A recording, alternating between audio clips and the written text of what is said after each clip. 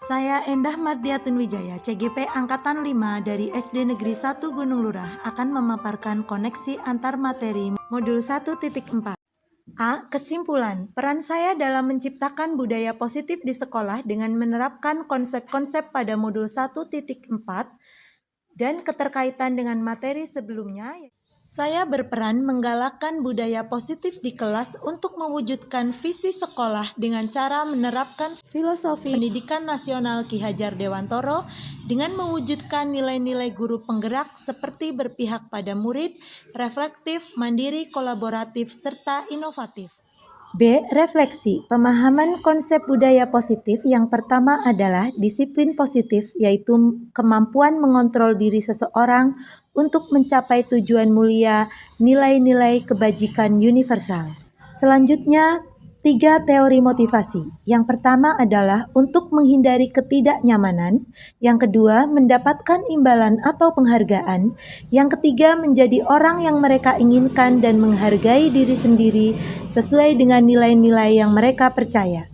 Sedangkan teori kontrol menyatakan bahwa realitas atau kebutuhan kita berbeda.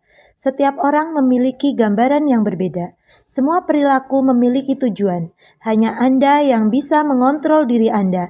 Anda tidak bisa mengontrol orang lain. Kolaborasi dan konsensus menciptakan pilihan-pilihan baru. Model berpikir menang-menang. Pemahaman konsep mengenai hukuman dan penghargaan. Hukuman merupakan identitas gagal.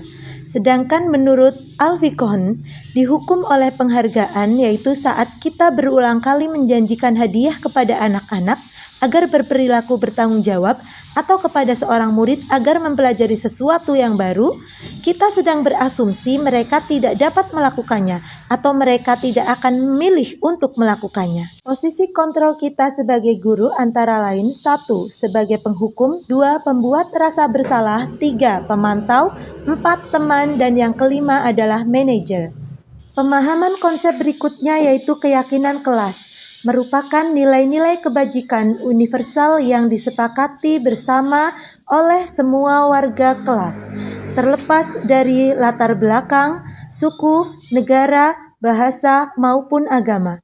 Selanjutnya kebutuhan dasar manusia ada 5. Yang pertama bertahan hidup, 2. Kasih sayang dan rasa diterima, 3. Kebebasan, 4. Kesenangan, dan 5. Penguasaan. Pemahaman konsep selanjutnya yaitu segitiga restitusi yang terdiri atas 3 langkah. 1. Menstabilkan identitas, 2. Validasi tindakan yang salah, 3. Menanyakan keyakinan. Pertanyaan pemantik, adakah hal-hal yang menarik untuk Anda dan di luar dugaan setelah mempelajari modul ini? Hal yang menarik dan di luar dugaan menurut saya setelah saya mempelajari modul 1.4 adalah hukuman dan penghargaan. Di situ disebutkan bahwa penghargaan itu merupakan hukuman. Karena tadinya saya beranggapan jika penghargaan akan meningkatkan motivasi bagi siswa. Namun ternyata pada modul yang telah saya pelajari mengemukakan bahwa penghargaan itu akan menjadi hukuman. Dan jika misalnya meningkatkan motivasi anak, itu hanya memberikan motivasi eksternal saja, bukan motivasi secara intrinsik. Dan penghargaan itu juga akan hanya berpengaruh pada jangka pendek saja. Selain itu juga akan mengganggu hubungan karena menciptakan persaingan, sehingga persaingan-persaingan itu akan menciptakan kecemasan terhadap anak didik kita.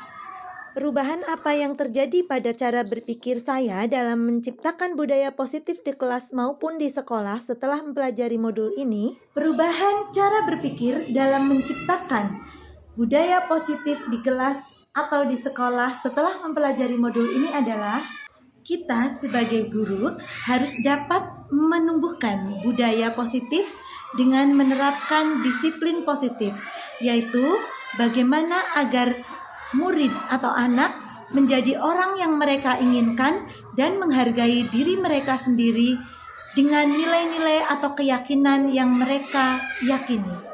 Selain itu, kita sebagai guru juga harus bisa menempatkan pada posisi kontrol, minimal sebagai teman, yang paling ideal kita sebagai posisi manajer. Selain itu, ketika murid kita berbuat suatu kesalahan, kita harus dapat menerapkan segitiga restitusi agar anak-anak merasa tidak terhakimi atau tidak disalahkan, dan mereka juga dapat menerapkan keyakinan-keyakinan, prinsip-prinsip yang mereka yakini. Pengalaman seperti apa yang pernah saya alami terkait penerapan konsep-konsep inti modul budaya positif baik di lingkungan kelas maupun sekolah?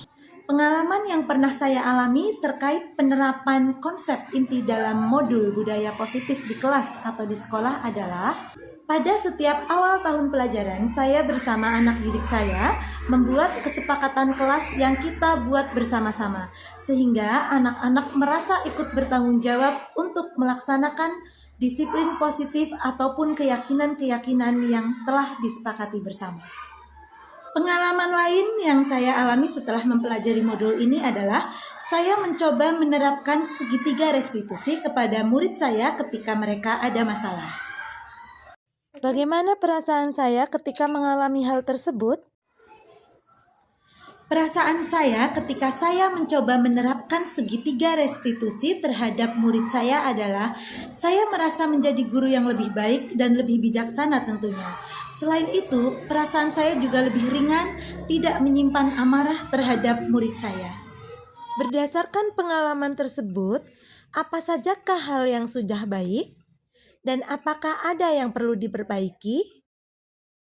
Hal yang sudah baik antara lain adanya kesepakatan-kesepakatan di tiap kelas yang sudah dilaksanakan oleh guru-guru dan juga murid-murid. Selain itu, yang perlu diperbaiki adalah karena selama ini kita sebagai guru, terutama saya, itu belum melaksanakan segitiga restitusi pada setiap masalah, maka setelah saya mempelajari modul ini, saya akan berusaha untuk menerapkan segitiga restitusi jika terjadi masalah dengan murid-murid saya. Sebelum mempelajari modul ini, dari 5 posisi kontrol, posisi mana yang sering saya pakai dan bagaimana perasaan saya setelah mempelajari modul ini, apa yang saya terapkan? Sebelum mempelajari modul budaya positif atau modul 1.4 ini, saya paling sering berada pada posisi kontrol sebagai teman. Namun, tidak memungkiri juga, saya juga kadang-kadang pada posisi kontrol sebagai penghukum dan juga pemberi rasa bersalah. Perasaan saya jika saya berada pada posisi kontrol sebagai penghukum ataupun pemberi rasa bersalah, emosi saya itu meningkat. Bahkan amarah dan juga perasaan saya menjadi tidak enak. Namun setelah saya mempelajari modul ini dan saya berusaha untuk melaksanakan pada posisi minimal sebagai teman dan juga yang paling ideal adalah sebagai manajer, maka perasaan saya lebih ringan dan juga saya lebih bisa mengontrol emosi diri saya sendiri. Murid saya juga menjadi merasa tidak disalahkan, tapi justru mencari solusi dan menumbuhkan motivasi intrinsik dari murid saya sendiri, sehingga mereka juga melaksanakan keyakinan apa yang sudah mereka yakini. Sebelum mempelajari modul ini, pernahkah saya menerapkan segitiga restitusi ketika murid saya mendapatkan masalah? Jika iya, tahap mana yang saya laksanakan? Sebelum mempelajari modul ini, saya pernah menerapkan segitiga restitusi ketika menghadapi permasalahan pada murid. Tahap yang saya praktikkan adalah memvalidasi kesalahan. Saya mempraktikkan dengan cara menanyakan alasan murid ketika mereka melakukan kesalahan tersebut. Dan ini sesuai dengan apa yang dipelajari pada modul 1.4 agar kita tahu apa kebutuhan dasar yang menjadi alasan murid kita melakukan kesalahan tersebut. Selain konsep-konsep yang disampaikan dalam modul ini, adakah hal lain yang menurut saya penting untuk dipelajari dalam proses menciptakan budaya positif baik di lingkungan kelas maupun sekolah?